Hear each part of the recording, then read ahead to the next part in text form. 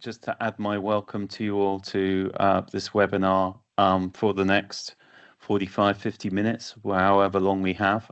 We'll try and keep it as engaging as I can and allow some time at the end for questions. So as Heather said, I'm an international trade advisor. I've been working in Bucks, Thames Valley region for around 14 years now. So yeah, I've dealt with lots of SMEs who are looking to export. Some I started with are now experienced exporters, with export a large chunk of their revenue. Others obviously just starting out. So, sorry, jump one slide ahead there. So who are we? So some of you may be aware of the support that we provide, but for those that aren't, we are essentially a global network. Department for Business and Trade is a dedicated government department, and we have a global network of around 108 countries, with offices in the embassies and consulates, all DBT branded, and commercial staff working in those markets. And the way we try and work is to provide opportunities through our network for UK companies, but then work hand in hand with UK companies to help them, expand and create a plan and a strategy for export. I'll come on to that shortly. Just a quick intro on the benefits of doing business abroad. Generally, companies that export are more productive and more likely to survive in the event of an economic downturn. And we found that back in 2008 period, and also during the pandemic. It allows companies to be more competitive, innovative, but also to spread commercial risk. So obviously you have a set of customers here in the UK and also abroad as well. So, and sometimes the seasonality can be improved as well. So as we come into winter here in the UK, other obviously southern hemisphere markets will be entering summer. So you can spread your risk in terms of those markets too. So all in all, it's generally recognised it's a good thing to be doing if you can, albeit obviously with some challenges, which we'll talk about. So the typical barriers that we come across that companies come to us for, sometimes very ad hoc, quick questions about, my product stuck in customs, or how do I manage this, the regulatory issues for my product, the paperwork, how do I get paid, any legal issues regarding IP, for example, or anything like that, setting up an office, costs, communications capacity. But top left, you'll see finding customers and partners. I would say that's the number one barrier, or a barrier that we need to overcome, essentially, and the biggest question that we get that comes into us.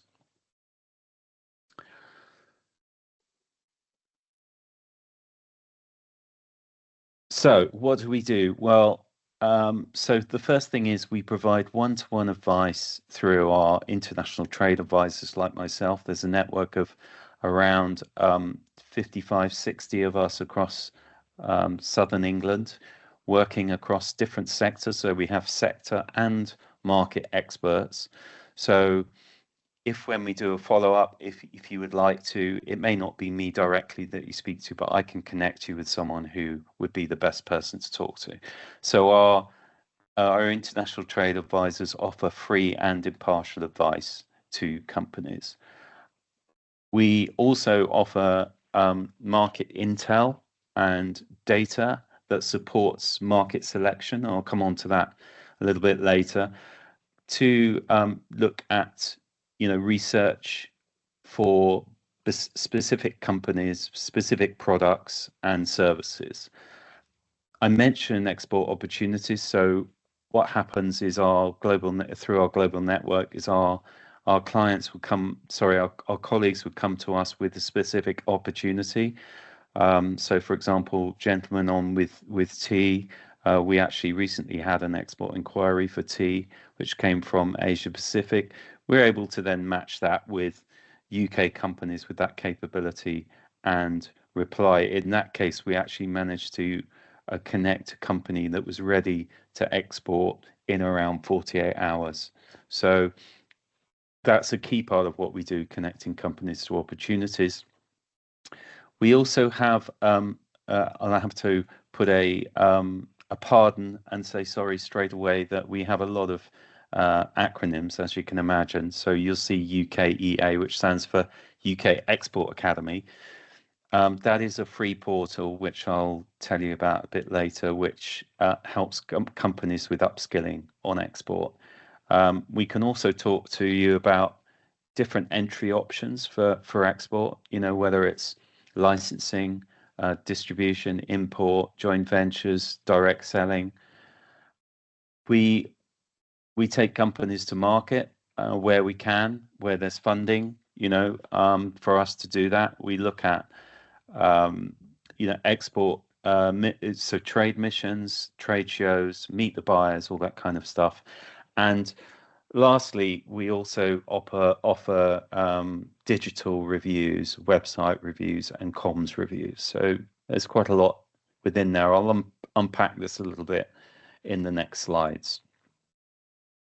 So the international trade advisors really work closely with companies to develop export action plans. That's what we try to do with companies who are ready to export, who have a product or a service proposition which is ready for export. And we can then weave in our other support, like I mentioned, trade missions, digital reviews through our digital trade advisors, research, advice on the rest of government as well. So, we are only DBT, but we can connect companies to other government departments probably quicker than you can do yourself. So we can be a conduit in there, if you like. We have a network of export champions who are experienced exporters who get involved in peer-to-peer events where they can help smaller companies to get going and start the export journey. Getting paid is one of the barriers that I mentioned, and our sister company is UK Export Finance, and they can offer credit insurance, guarantees to your bank to help you get the funding you need to export and secure overseas contracts. And finally, Export Academy, which I mentioned, which is also free to enroll, and I'll give you a bit more information about that shortly. So about the international trade advisors, Excuse me, Angus. I'm sorry to interrupt. Your sound is phasing in and out a little bit. It's a bit weird. Okay, is that better? We'll see how we go. Okay. If necessary, I can unplug the microphone. No, you're fine at the moment. Okay, feel free to jump back in if you hear that again, Heather. I will do.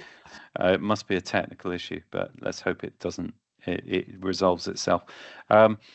So yeah, as I said about international trade advisors, it's free impartial advice. What I would say is we've all got export experience ourselves. All international trade advisors come from export sales, commercial backgrounds themselves. So we do have that insight and experience to help companies with that strategic planning, development, and execution of export. Now, I'm just going to flag this, which might be, it was actually done for a food and drink company, but for all the rest of you who are not in that sector, please don't switch off, because we can do this for just about any sector, whether it's a product or service. So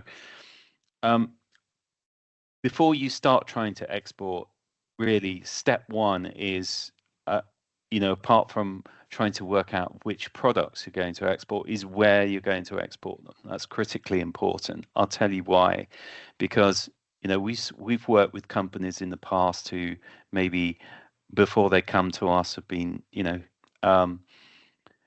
have been hell-bent on focusing on, let's say, the US market, and actually they've come unstuck, either because it's too hard, it's too expensive, it takes too long. So what we do is we like to, sit down with a company and look at a bespoke market selection exercise. Now, really, it's not as complicated as it sounds. We just take a series of criteria, which is important to your product or service, your company, and we list those basically on two axes. One is, around demand for the product, and the other is around the ease of access.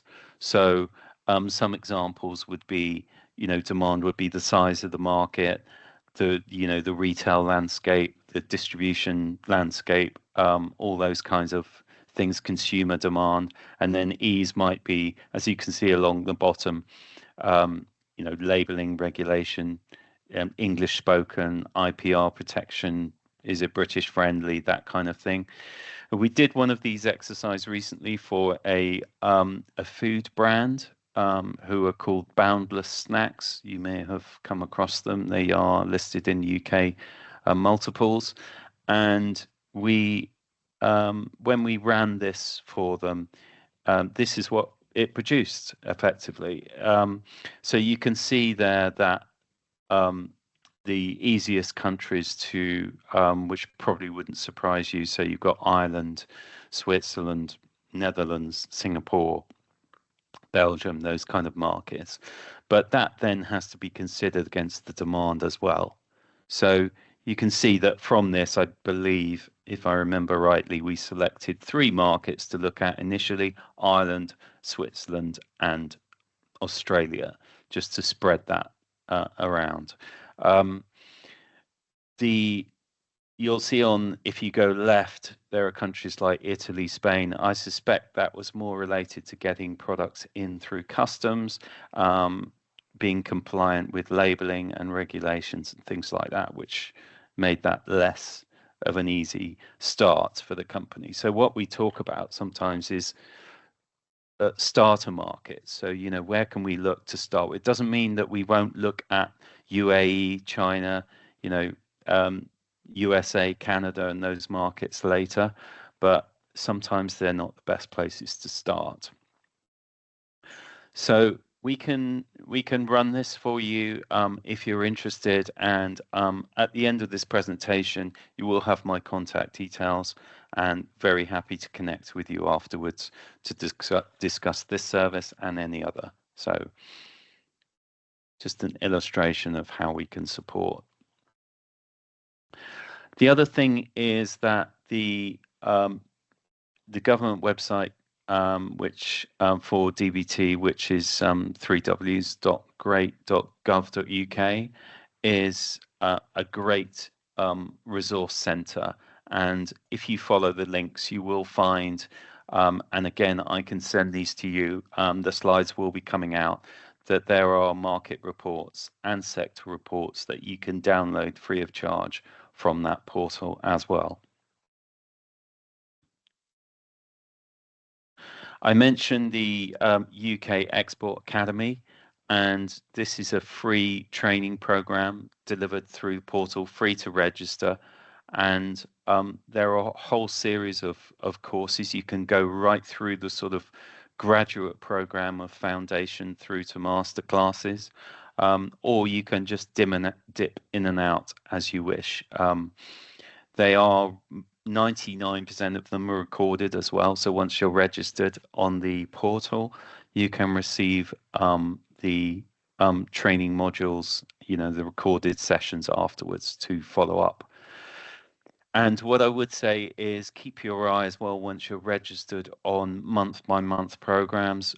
For example, in October, we have just had a whole series dedicated to food and drink, which, if you register, you can go back and review as well. And then we have different sectors in different months and different markets as well. So it's well worth you and looking at this, and I'd encourage you to register with UK Export Academy.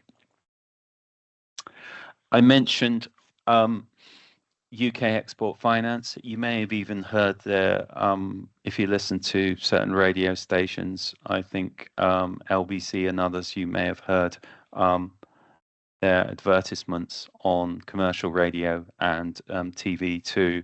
But essentially, this is a sister organisation, part of the government, part of the Treasury, in fact.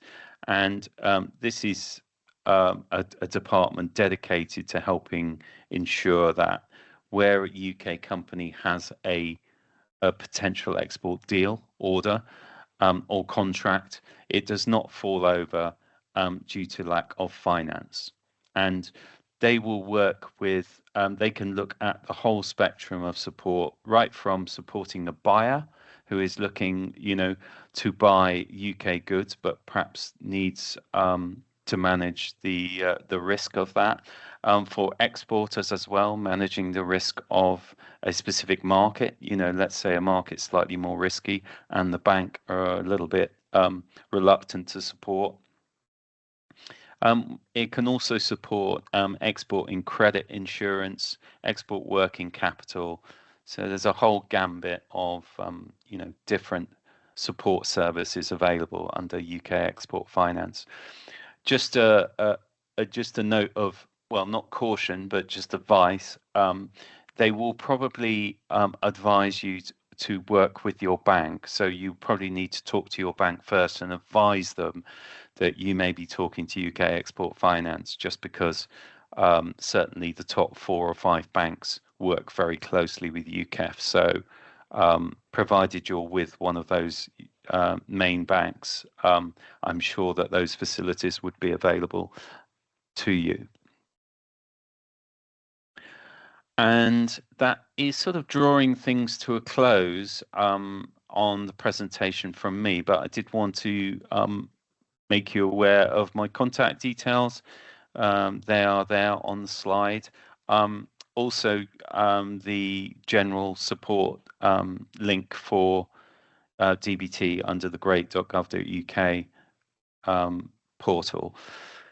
And yeah, so I'm going to probably pass back to Heather, and then I thought we'd probably try to allow around 15 minutes or so. I think we can overrun as well if we need to for questions. So Heather, back to you. I'll just move on to the next slide. So it's great because we've got loads of time for questions. Form an orderly queue. So either pop them into chat or put your electronic hand up or just interrupt. Why not? I don't know who wants to go first. Thank you. Paul, over to you. Okay, so you mentioned in terms of the finance side of it, getting the actually supporting the customer. So the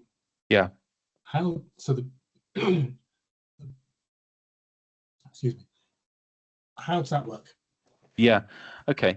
So if you have a they can supply, effectively it's buyer finance, so it can be support through the buyer's bank to provide a facility in conjunction with the buyer's bank in an overseas market to help that deal happen. So whether that is a guarantee, for example, through an instrument that the buyer might be raising to fund the transaction effectively. So supplying working capital, export working capital, or a guarantee are the normal ways of supplying that buyer finance. I'm not I'm not an export finance manager with UKEF, but they can talk through the areas where they would support that transaction. Do you have something in mind that you're thinking this might come into play then? We've got a definite picture in mind that we're going to need to be exporting, and just really looking at the different options. And it just seems a little bit of an unusual option for the essentially the British government to providing some kind of financial support to foreign nations or private entities in foreign nations. So I was just intrigued to know how that might operate, because that may get built into what we then plan. So I'd just like to understand the dynamics. Yeah. Yeah, I mean, I think it's one of those things that has to be built in, early on when discussing a potential deal. So from the outset, rather than obviously a deal that is about to get. Yeah. Okay, that's good. Well, I can connect you with local export finance manager who can talk to you about how that buyer finance would work. But essentially, it is there to support the local buyer, provided the risk appetite is there, because obviously there'd need to be a risk assessment from both the export finance manager and probably the bank as well. Okay. Yeah. That would be helpful. Please do make that connection for me. Thank you. Great. Thank you, Paul. I'll pick that up with you afterwards. I can see another hand, but I can't see who it is. No, that's fine. I think you can stop sharing actually now if you want to, Angus. Yeah, of course. And we can see everybody then much a little more easily. Yeah.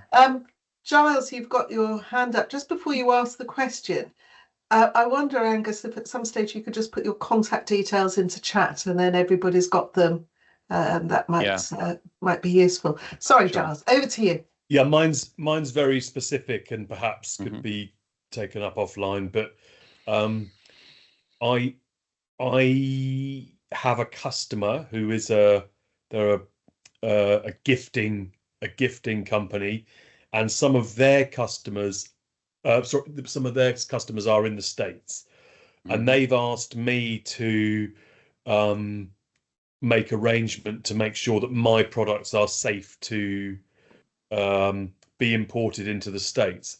And I feel like I need to have some sort of sponsor in the States to do all the FDA registration. So what I wanted to do was find out a little bit more about that. Okay. That's one thing. And then a really basic one is also, and again, it sort of comes back to the fact that we started exporting by mistake. I had a customer who in Norway, I sent them some tea, and they were hit with a £25 fine for import. I think it was like a customs clearance. Yeah. Customs clearance, and I wasn't really sure how to customs clear it. So again, very specific, probably a bit Mickey Mouse for this group, but would love a little bit of. There's probably some exporting 101 I can do. Yeah. Well, thank you for that. So I've got a tick next to both of those, and that we can definitely help you on both of those sides. And I can pick that up again separately, one-to-one. But just a sort of general comment on that, because it may be relevant to other companies on the line as well. But if you're with the US market, yes, you will need to have as either a food and drink product or a pharmaceutical drug company. You need to be registered with the FDA to supply product into the market. But you can manage that yourself. You don't need a sponsor, but you will need to work through an FDA accredited agent. And there are companies, FDA agents, who have UK reps who I can connect you with to have that conversation. Okay, great. Thank you. The number one thing they will always say is that the manufacturing site that produces a product for the US market needs to have an FDA registration in its own right. And what quite often happens is, a brand that I talk to is not the original manufacturer, because they use a co-packer, or they use a different company to manufacture the product. That can all be managed. You just need to have that conversation with an FDA agent, and they can make sure that the original manufacturer has the registration effectively. But we can talk you through the whole process, but don't worry too much. You're in good company. Lots of lots of people by the way, start exporting accidentally. So, in fact, it's probably the most common way that companies start exporting. The other thing is, in terms of selling product into the EU, I'm sure that, as many of you are aware, there have been challenges post-EU exit with both B2B and D2C sales into the EU. So again, we can help advise you on that. If you have a most common problem post-Brexit was that companies were selling products to consumers or companies that were not either VAT registered or registered to clear products in the EU from the UK. So they were slapped with charges, as you said there, Giles. But there are ways to manage that, both D2C and B2B. It has got a bit more complicated and perhaps a little bit more expensive, but it can be managed. So again, we can help with that. Thank you. I would just say, advice is, before sending anything, just double check that you've got your compliance right, because it's there are more considerations now. There's a hand up from Paul. Yes, thank you. Coming back to me, you mentioned just the kind of the whole thing about getting the FDA involved and fully licensed. Really, does that apply in a IP or patent license context when that's what's being exported? Okay. So exporting an IP through software, or yes, it's software. Yeah, that wouldn't apply. FDA rules wouldn't apply to that, but other has a relationship to the medical field. Oh, right. Okay, that's interesting. No, but I don't believe you'd need an FDA registration. But what you may need is just to make sure that. Obviously, I don't understand the application entirely, but you'd need to just make sure that the any sort of trademarks and patents are registered in the US in the right way. If that's been commercialized there. Yeah. That is covered. Yeah. It's whether there's any further registration that's needed. I'm aware not with FDA. I'm aware for the software side, there is a export requirement for the cryptographic side of it. So I'm just trying to make sure I kind of don't miss anything and end up with the customer being fined. Yeah. Well, what we will do as well is we connect you with someone who's on the tech side, Paul, just to make sure that you're linked in with someone in the US. But doesn't sound like to me you're missing anything at the moment. So yeah. Just going back to exporting, and whilst you mention it, IP as well, we would say, and thank you for raising that, Paul, the question of trademarks as well, I think, is an important one, because a lot of companies do start, try to start export journey with just a UK trademark, which is probably not advisable. So it's worth having a bit of a strategy as to where you will register your trademark and your brand. It doesn't necessarily have to be globally initially, although there are procedures that you can use to do that, but you could do it in a targeted way depending on where you're looking to commercialize your product. And just for your interest, Angus, as well as everybody else's, we've got another session like this with the IP office on the 5th of December. So if IP is something that you're concerned about, do join that one. Yes, please. Angus, yes. Do go onto our website. I want to say how you do that. If you go onto our website, click on events and keep going until you find the 5th of December and then just sign up for it. But you're very welcome, and I'll see you again then. We've got another question, Angus, in chat from Elizabeth. In the past, I have been advised that it's easier to set up a separate European company to run events in Europe with a separate product, employment contracts, etc. Do you have a view on this?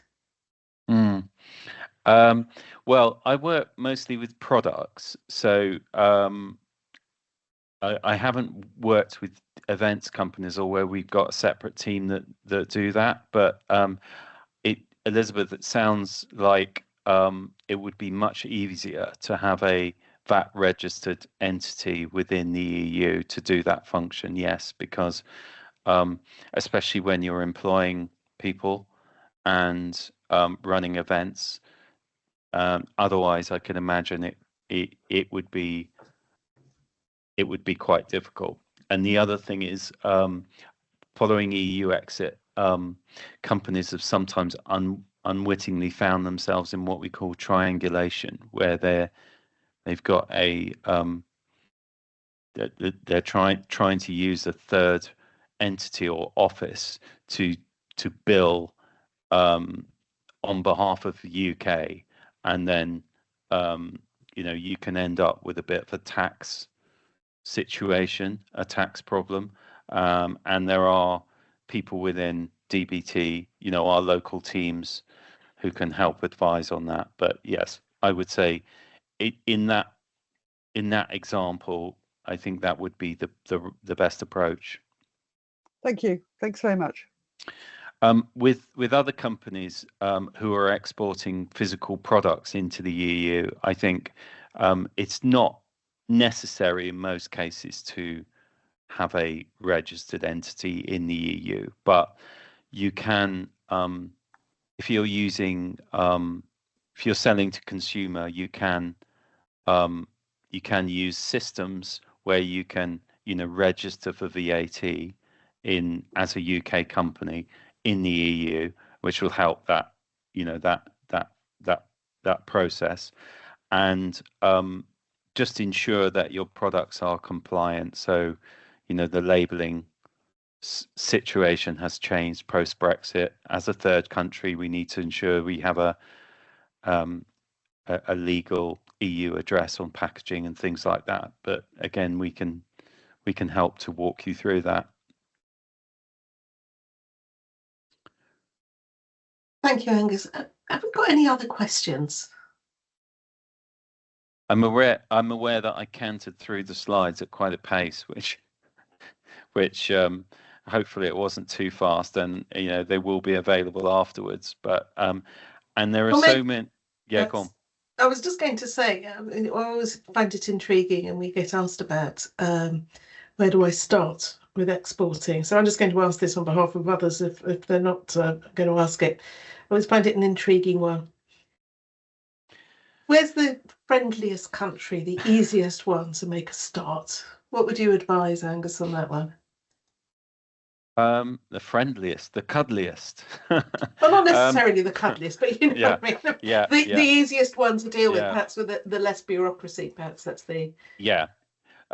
Well, we always used to say that your best sort of starter markets would be places like Ireland, Benelux, and the Nordics. Why?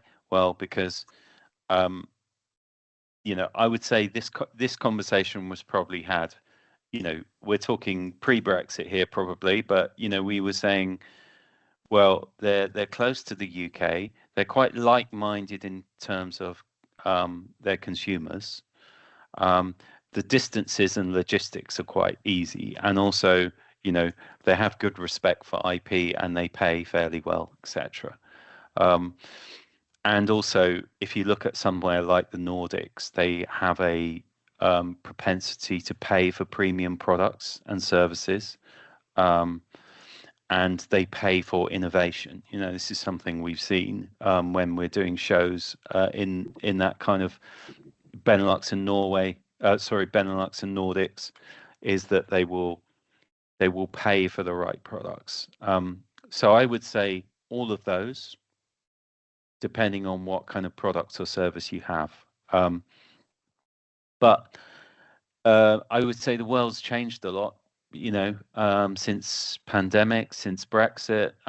So those don't necessarily always apply, and it might be that a product a company has a product which is particularly suited to a market. So, for instance, we have had exporters who have gone, their first export market, they've gone to the Gulf region and they're selling to Dubai, for example, or they have gone to Canada or the US, just by the nature of the product. But generally speaking, I would say just take a step back and maybe think about using a market selection tool that we have, or talking to someone. Let's get some intel from the ground to feed in, to just maybe challenge that just a little bit. I think it's worth doing that. I would say that probably countries which we would generally say don't go for straight away would be those either furthest away or more tricky markets. So, furthest away being Australia, New Zealand, maybe just thinking about the complexities, the transport cost and all of that. And then you've got countries like China, which have huge potential, but also tend to be very tricky. So on that basis, that's a good lead into Elizabeth's question, I think, but it's the same one that's in chat. So Elizabeth. Yeah, I was just thinking, you said there about Ireland, Benelux and the Nordics, which I must admit I was thinking the same. But the other country on my list of top ones to attack, as it were, is France, because that's just literally skipping a jump away. Yeah. Intrigues me that you didn't mention, Lille or Calais or whatever. That's a very good question. You're eagle-eyed for spotting that, and I deliberately didn't mention France actually because it doesn't come up as amongst the easiest export markets from the UK still, even though our export figures to France are quite good. It's not. It depends what kind of product you've got, but let's take retail just for a second. Apologies to everyone else, but it can be challenging to find the right distribution partner who will work with you in France. This is probably common in a lot of countries, but I would say it's come up as a little bit more challenging, despite the fact that, as you say, it's just a hop across the channel. But this doesn't apply to every sector. I'm talking generalities, obviously. But yeah, and then France, for example, does have some what should we call them, idiosyncrasies towards standards, for example. So, for example, just one example. Food and drink products have to have a recycling logo for EU compliance. France has its own one, which you have to use, just to be a little bit difficult. So that's something that can be incorporated. But again, some of the countries that I mentioned at the start don't require that or require the same one. And obviously, if you were looking at a food product into, for example, Ireland, probably even parts of the Nordics and Benelux, you could get away with English labeling. So it's just things like that, really. That's the reason I mentioned that. And Angus, just to take us to probably it's quite a hot debate internally, I know, and we've already mentioned the USA. Mm-hmm. Trump coming to power, his tariffs that he's going to slap on us all, etc. Any news or intel from you on what that may or may not actually look like on the ground? Will there be ways of working around that? I know I've had one company already saying, if we ship via a different country, are all countries going to be affected? Do we know any of the detail about all of that yet? No, is the short answer. You probably won't be surprised that I don't have Trump on speed dial, Heather, but Shocked, frankly. but I mean, I'm sure everybody probably is thinking the same, that a lot of the rhetoric, prior to the election was just that rhetoric, and that I have a hunch that probably tariffs won't affect a lot of UK products in the end. Probably, though, not because of a free trade deal. I cannot see a free trade deal in the offing that the UK would sign anytime soon. But I don't think that matters, to be honest with you, because if you actually look at the tariff schedule for the US, it's not high for most products. The biggest obstacle that companies report for US trade are all what we call the non-tariff barriers. So there will be things like, we talked about FDA, we talked about USDA, we talked about the sales tax, the federal regulatory systems, things like that are more, tend to be more difficult to navigate. And actually, as long as you have the right supply chain into the US, and you've got, the right channel, then the tariffs won't be the biggest issue. Companies have been surveyed ad infinitum on this, exporters, and tariffs come right at the bottom of the list. There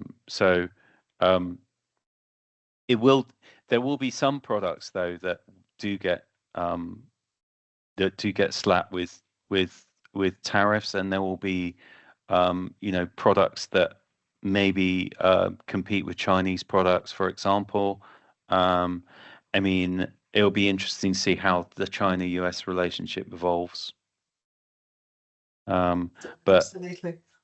And with possibly with EU as well. But I think the UK, I mean, that's just probably the view from DBT, but I think the relationship will be fine and it will continue to develop. But yeah, I'm not sure about the tariffs yet. I suspect that they won't come in on day one as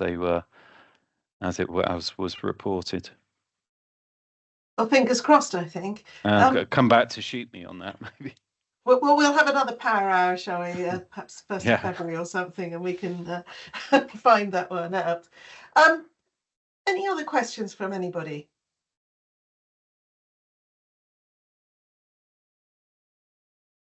Deathly silence. Oh, Maria. Maria, Hi, Maria. Well done. So what have I put my hand down? I have got. Oh, Maria, go for it. Oh, it's not really that. I mean, go on.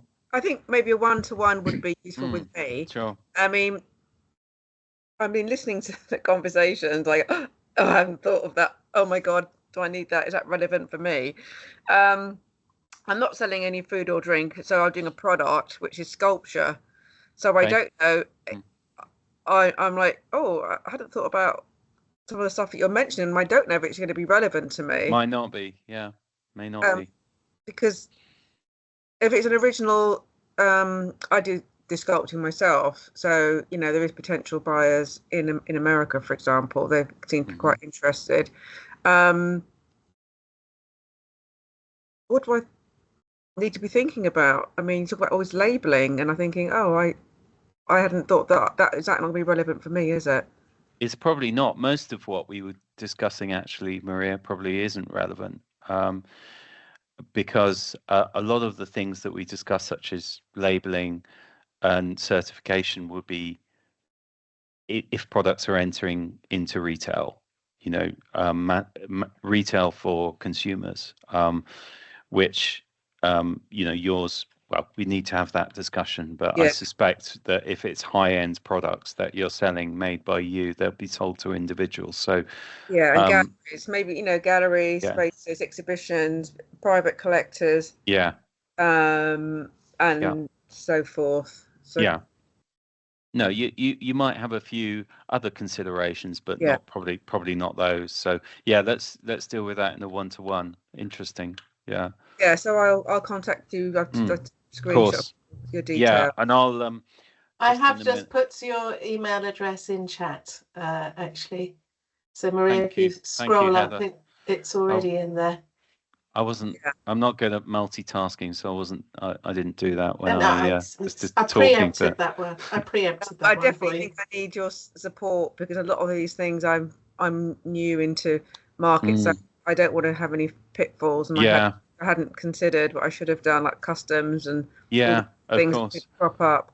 Thank you. The other thing to mention is I'm local to Bucks, so either myself or a colleague, we still do face-to-face.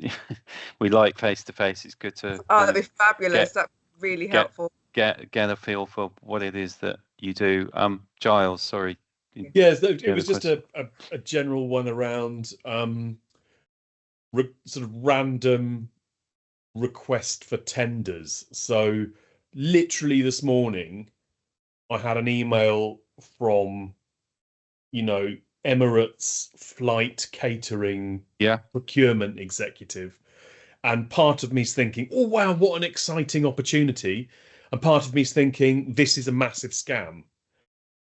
Is that something that you come across a lot, where you have people sort of saying either spam requests for tenders or I don't know, I want to follow it up, partly because I'm curious, but I'm also thinking, is this going to stick me on some awful scam? So please, are there any guidelines around that?